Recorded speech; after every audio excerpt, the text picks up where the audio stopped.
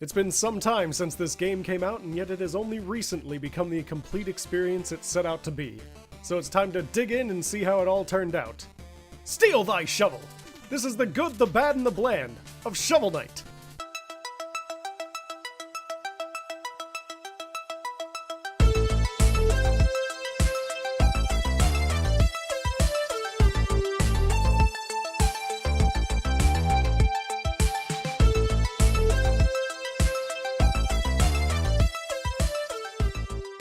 Shovel Knight is a retro-styled 2D platformer from Yacht Club Games that has players collecting treasure, finding secrets and power-ups, and defeating enemy boss knights in order to stop the evil enchantress who is causing havoc throughout the land.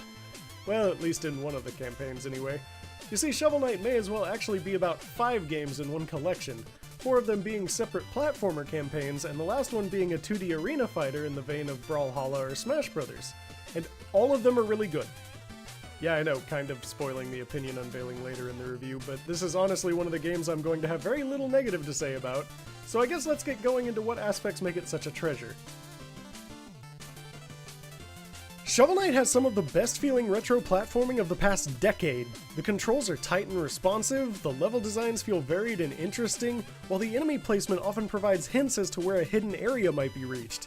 It takes just about everything that was fun and enjoyable from the old 8-bit platformers, such as interesting traversal mechanics and a steady progression of difficulty, while removing most of the frustrating parts like a limited lives system.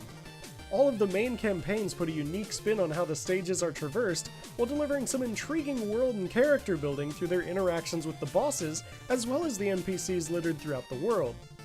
The game also boasts a fantastic chiptune soundtrack that never seemed to outstay its welcome, and had their incessantly catchy tunes stuck in my head for some time. But even with all the fantastic things it did, and with how much I personally loved the game, there was one thing that did bother me. So let's quickly hop over to it. The Plague Knight campaign had some interesting ideas that were marred a bit by its retreading of the same levels from the Shovel Knight campaign, as well as having an overly fiddly weapon system that had plenty of options for fuses and powders and arcs for your bombs to use, but felt more like an annoyance to constantly change around. There's one more small thing that was just sort of there and doesn't quite fit into the good or bad, so into the bland it shall go!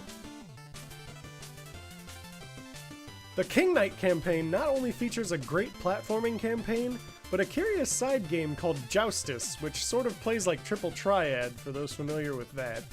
It functions well enough, and it is not nearly as invasive to the gameplay as its Final Fantasy VIII card game cousin, but its enjoyment level started to wane towards the later half. Luckily, if you are not so card game inclined, then it is mostly optional unless you are looking to unlock all the areas on the world map. And now that the treasures and pitfalls have been gleaned over, let's head to the wrap-up.